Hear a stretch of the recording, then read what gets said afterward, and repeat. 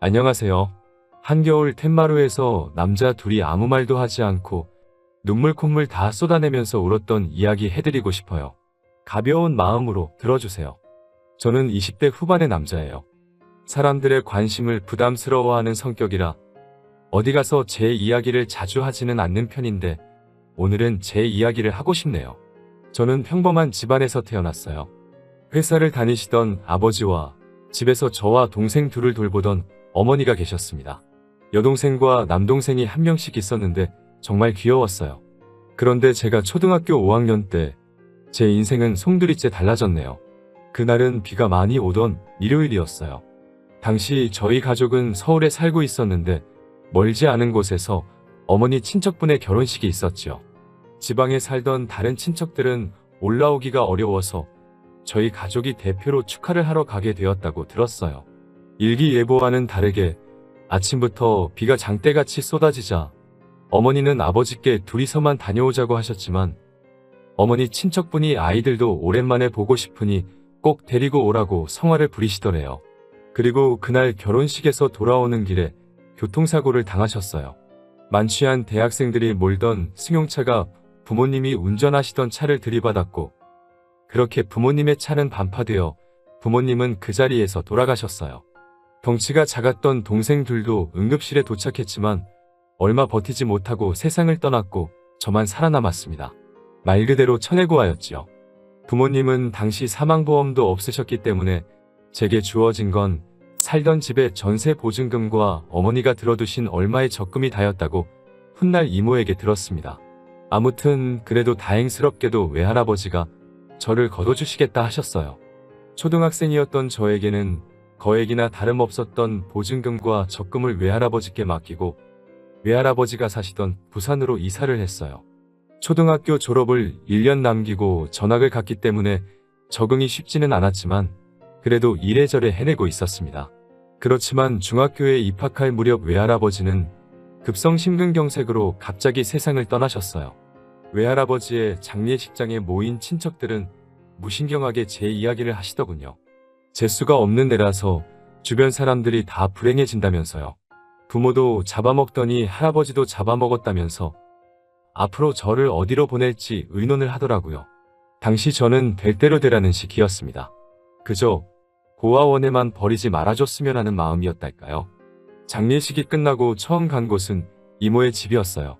친척들 중에서 그래도 형편이 제일 낫다는 이유로 저를 도맡게 된 거지요. 당시에 이모부는 작은 사업을 하고 계셨거든요. 하지만 잘못된 보증으로 사업이 한순간에 망하게 되었고 그 이후로 이모부는 거의 알코올 중독자만큼 술에 취해 사셨어요. 이모와 이모부는 하루가 멀다하게 다투기 시작했고 전 그 두 분의 화풀이 대상이나 마찬가지였죠. 하루는 제 면전에다 대고 넌 부모 따라가지 왜 혼자 남아가지고 여러 사람 불편하게 하냐고 하시더군요. 그나마 이모는 그런 이모부에게 애한테 무슨 소리냐고 화를 내긴 했지만 결국 며칠 지나지 않아 이번엔 작은 아버지의 집으로 보내졌어요. 작은 아버지는 말수가 적으시고 무심한 성격이세요. 반면에 작은 어머니는 매사에 깐깐하시고 예민하신 분이셨어요. 그 집에는 저보다 2살 어린 여자아이가 있었고요. 그 애는 처음부터 저를 오빠라고 부르며 굉장히 잘 따르더라고요. 하지만 어느 날 우연히 방 안에서 새어나오는 작은 어머니와 여동생의 대화를 듣고 충격을 받았어요. 작은 어머니는 여동생에게 제가 어디를 만지거나 하지는 않았는지 이상한 걸 시키지는 않았는지 말도 안 되는 걸 추궁하고 계시더군요. 그때 고작 중학생이었던 저를 어떤 괴물로 보셨던 걸까요? 아무튼 그 대화를 듣고 나니 여기 계속 있다가는 말도 안 되는 누명이라도 쓰겠다 싶은 생각이 들더군요. 어렵사리 작은 아버지에게 다른 곳으로 가고 싶다고 말씀을 드렸더니 뭐 크게 반대하지 않고 알아보겠다 하셨어요. 그러곤 얼마 지나지 않아 이번엔 외삼촌 댁으로 갔어요. 외삼촌 부부는 좋은 분들이셨지만 그 집에는 이미 아이가 셋이었기 때문에 제가 버티고 있을 만한 상황이 못 되더라고요. 뭐 아무튼 어디에서도 환영받지 못하는 사람이었습니다. 어른들이 큰 소리를 낼 때면 나 때문에 그러나라는 생각이 가장 먼저 들었기 때문에 하루도 마음 편히 지내지 못했던 것 같아요. 저는 그렇게 부산에서 안양으로, 다시 안양에서 청주로 계속해서 이사를 다녀야만 했어요. 말 그대로 친척집을 전전하며 살았네요. 덕분에 전학 또 전학의 연속이었고 어느 학교에서도 제대로 친구 한 명 사귀기가 어려웠어요. 하지만 그러는 동안에도 성적은 전교 1등을 놓쳐본 적이 없습니다. 집에는 들어가기 싫고 돈이 없으니 달리 갈 곳도 없었기 때문에 도서관에서 살다시피 시간을 보냈거든요. 그리고 작은 고모 할머니의 댁에서 눈칫밥을 먹으며 지내던 중학교 3학년 1학기의 여름날이었어요. 사돈의 팔촌이라고 표현할 수 있을 만큼 먼 친척이 저를 데려가고 싶다고 왔더군요. 양자로 드리고 싶다고요. 당시에 작은 고모 할머니께서 저를 노골적으로 귀찮아하셨기 때문에 이렇게 저렇게 따지지도 않으셨어요. 그럼 그렇게 하세요라고 하시더라고요. 작은 방에서 대화를 엿듣고 있던 저는 그 상황에 대해서 달리 비관적이지도 낙관적이지도 않았어요. 그저 계속 해오던 이사를 한 번 더 하게 되었구나 정도로 생각했어요. 하지만 그 이후로 제 인생은 180도 달라졌어요. 양부모님은 당시 대전에 살고 계셨어요. 집에 도착하니 작은 마당이 있었어요. 마당 한 구석에는 작은 텃밭이 있었고 변화하는 계절을 확인하기 충분할 만큼의 꽃과 나무도 심어져 있었습니다. 현관문을 열어주시던 양어머니의 모습이 지금도 생각이 나요. 화사한 꽃무늬 앞치마를 앞에 걸치고는 현관을 열면서 생각보다 일찍 왔다며 어서 들어오라고 하시던 양어머니에게선 뭔가 포근한 분냄새 같은 게 났어요. 집 안으로 들어서자 강아지 한 마리가 꼬리를 흔들고 있었고 집안에는 빵집에서나 맡을 법한 가꾸운 빵 냄새가 나고 있었어요. 마치 너의 인생은 이제 달라질 거야 라고 누군가 말하고 있는 것처럼 마음속에서 희망이랄까 좋은 기운이 느껴졌어요. 거실에 앉아 어색한 시간이 흐르고 있었어요. 저는 조심스레 용기 내어 해를 끼치고 싶지 않으니 아르바이트라도 해서 생활비를 보태겠다고 말씀드렸어요. 사실 친척집을 전전할 때마다 늘 너한테 들어가는 돈이 얼만지 아냐는 말을 들었거든요. 말로 하지 않으면 반찬으로 차별을 한다던가 어디서 주워온 옷이나 신발을 준다던가 하는 시기였어요. 지금도 그때를 생각하면 조금 슬퍼지네요. 아무튼 그런 경험이 있었기 때문에 중학교를 졸업하면 돈을 벌어야겠다고 생각하고 있었거든요. 그런데 이제껏 인자한 표정으로 저를 살펴보고 계시던 양아버지가 돌연 표정이 싹 굳어지시면서 귀신같이 화를 내시더라고요. 내가 너를 집세나 받자고 데려온 줄 아냐면서 너는 이제 우리 가족이니까 가족으로서 집안일을 도와주면 그걸로 충분하다고 하시더라고요. 그렇게 저에게 맡겨진 일은 강아지 산책시키기와 욕실 청소였어요. 그리고 이 집에 들어와 지낸 지 두어 달쯤 됐을 무렵 잊지 못할 사건이 일어났어요. 며칠 전 학교에서 진로상담 통지서라는 종이를 한 장씩 나눠주더라고요. 이제 어느 고등학교에 진학하고 싶은지, 앞으로의 목표가 뭔지에 대해서 담임 선생님과 부모님이 만나 상의를 해야 한다고 하더라고요. 하지만 저는 집에 와 그 종이를 그냥 쓰레기통에 처박아 버렸습니다. 양부모님께 그런 걸 내밀 만큼 낯이 두껍지 못했거든요. 그리고 귀찮게 굴면 또 다른 친척집으로 버려질지도 모른다는 두려움도 있었고요. 그런데 이튿날 제 방을 청소하시던 양어머니가 그 종이를 발견하셨나봐요. 학교를 마치고 집에 돌아온 제게 양부모님은 그 종이를 내미시며 이게 뭐냐고 물어보시더라고요. 제가 제대로 대답하지 못하고 있자 양어머니는 먼저 엄마가 신경 써주지 못해서 미안하다고 하시더라고요. 양아버지도 내일 아빠가 선생님을 만나보겠다고 하시면서 앞으로는 이런 일들이 있으면 꼭 상의해줬으면 좋겠다고 하시더라고요. 그날 밤 생각지도 못했던 양부모님의 반응에 베개가 흠뻑 젖도록 울고 말았습니다. 다음 날 수업이 끝나고 교실을 나서자 정장을 차려입은 양아버지가 저를 기다리고 계셨어요. 그리고 처음으로 선생님과 양아버지를 모시고 삼자대면을 했습니다. 그런데 선생님께서 저를 많이 칭찬해 주시더라고요. 공부를 참 열심히 하고 머리도 좋은 녀석이라면서 힘드시겠지만 가능하면 좋은 고등학교에 진학시키는 게 좋을 것 같다면서요. 그러면서 선생님은 갑자기 양아버지께 허리를 숙여 인사를 하시더라고요. 부탁드린다면서요. 고작 저를 2달 가르치셨지만 저의 가능성을 높게 봐주신 거지요. 훗날 말씀하시기를 그렇게 복잡한 환경에서 지내면서도 굴곡 없이 유지하는 성적을 보고 뭐래도 될 녀석이라고 생각하셨다고 하시더라고요. 아무튼 허리까지 숙여 부탁을 하는 선생님께 양아버지 역시 허리를 숙이시며 이렇게 말씀하셨어요. 걱정하지 마세요. 아들이 원하는 한 모든 지원을 아끼지 않을 생각입니다. 라고 하시면서요. 얼마 전까지만 해도 중학교는 무사히 졸업할 수 있을까? 내가 고등학교는 갈 수 있을까? 하루하루 불확실한 미래를 그리며 어쩔 수 없이 살아가고 있었어요. 하지만 선생님과 양아버지의 면담은 제 인생을 송두리째 바꿔놓았습니다. 그 이후로 저는 전보다 더 학업에 매진했습니다. 전에는 도서관을 피난처 삼아 공부를 했다면 이제는 집에서 전폭적인 지원을 받으며 공부를 할 수 있었어요. 양어머니는 다방면에 걸쳐 재주가 좋으신 분이셨는데 특히 음식 솜씨가 뛰어나셨어요. 양어머니는 늘 따뜻한 밥과 국이 준비된 아침 식사를 만들어 주셨고 점심 도시락도 챙겨주셨어요. 늦게까지 공부하는 날에는 야식을 만들어 주시기도 하셨고요. 특히 멸치만 넣고 만든 주먹밥은 지금도 잊을 수가 없네요. 그리고 얼마 뒤 무사히 지역 내 명문으로 소문난 고등학교에 합격했어요. 합격을 확인하자 양부모님은 갑자기 제 곁에서 눈물을 보이셨어요. 중학교 때는 전학 다니기 바빠서 동아리 활동 같은 건 꿈도 꿀 수 없었고 친구 한 명 사귀기도 어려웠는데 고등학교 생활은 정말 재밌더라고요. 다른 남자애들은 어렸을 때 태권도 정도는 한 번쯤 배워봤다고 하지만 저는 운동은 한 번도 배워본 적이 없었기 때문에 검도부 활동을 시작했어요. 사실 가벼운 마음으로 시작한 동아리 활동이었는데 생각과는 달리 단순히 동아리실에 모여 연습만 하는 게 아니라 대회도 나가야 하더군요. 처음 대회에 나가기로 결정된 날 양부모님께 그 사실을 알렸어요. 다음 날 아침에 일어나니 양어머니는 김밥을 만들고 계시고 아버지는 제 이름을 넣은 응원용 소품을 만들고 계신 게 아니겠어요? 저는 제발 그러지 않으셔도 된다고 극구 알렸지만 양부모님은 기어이 따라와 응원을 해주시더라고요. 당시 17살이었는데 양부모님은 큰 소리로 제 이름을 부르며 넌 할 수 있어. 화이팅! 을 멀리서도 들릴 만큼 큰 소리로 외치시니 창피해 죽겠더라고요. 하지만 지금 생각해보면 참 따뜻한 기억이에요. 아무튼 경험의 차이는 어쩔 수 없어서인지 나가는 대회마다 2회전 아니면 3회전에서 지고 말았습니다.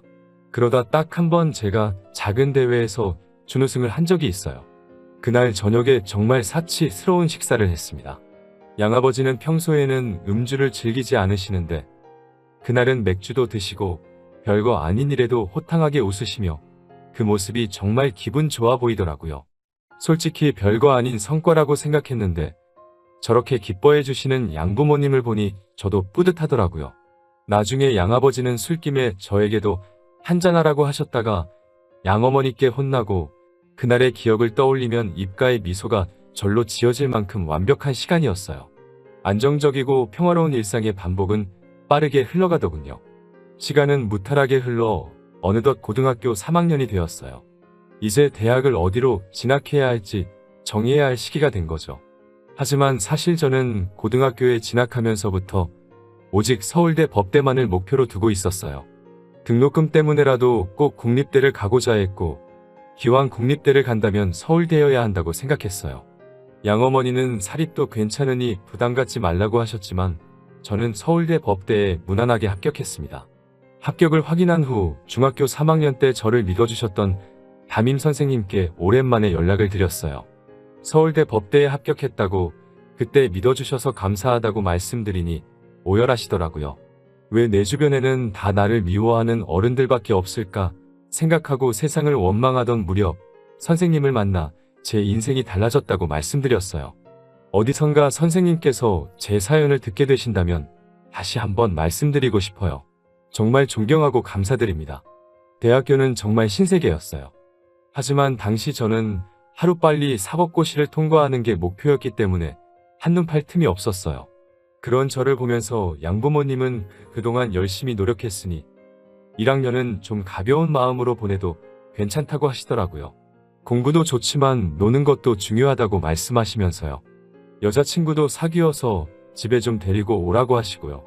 그런데 제가 2학년이 되고 얼마 지나지 않아 너무나 슬프고 충격적인 일이 벌어졌습니다. 갑자기 양어머니가 쓰러지신 겁니다. 양어머니의 병명은 위암이었습니다. 평소에도 잦은 소화불량으로 고생하신 건 알고 있었지만 그때마다 대수롭지 않게 여기셨나 봐요. 그런데 얼마 전부터는 구토도 나오고 가슴 통증도 느껴져서 병원을 예약해 두신 상태였다고 해요. 의사 말로는 이미 손 쓸 도리가 없을 만큼 진행된 상태라 지켜보는 것 말고는 할 수 있는 일이 없다고 하더군요. 이튿날 눈을 뜨신 양어머니는 저를 보고 제일 먼저 하시는 말씀이 너무 무리해서 공부하지 말라는 거였어요. 곧이어 양어머니는 자기가 왜 이러냐고 양아버지께 물어보셨어요. 양아버지는 양어머니께 병명을 말씀해 주셨고 양어머니는 큰 충격을 받으신 것 같으셨어요. 사실 그때 양아버지와 양어머니의 모습을 어떻게 글로 묘사해야 할지 모르겠어요. 드라마나 영화에서처럼 울며불며 살려달라고 하시는 것도 아니었고 뭐랄까 어떻게 표현해야 할지 모르겠네요. 그때가 오전 11시쯤이라 커튼 사이로 햇살이 들어오고 있었는데 그게 눈부셔서였을까요? 저도 모르게 눈물을 흘렸고 저희 셋은 서로 끌어안고 한참을 있었습니다. 그래도 어떻게든 좀 더 오래 머물러 주실 줄 알았는데 두어 달 뒤 양어머니는 결국 세상을 떠나셨어요. 자는 동안 토사물이 기도를 막아서 천천히 질식사하셨다고 하더라고요. 그때 전 양어머니가 누워 계시던 침대 바로 옆에 있는 소파에서 자고 있었어요. 정말 스스로가 한심하고 멍청하게 느껴져서 견딜 수가 없었어요. 나란 인간은 어떻게 된 모양이라 사람이 옆에서 죽어가는데 잠이나 잘 수 있는 건가라는 생각이 들자 스스로 모멸감이 들더라고요. 가슴이 찢어질 듯 괴롭고 양아버지를 대할 면목이 없었습니다. 곧이어 양어머니의 장례식장에는 친척들이 모였습니다.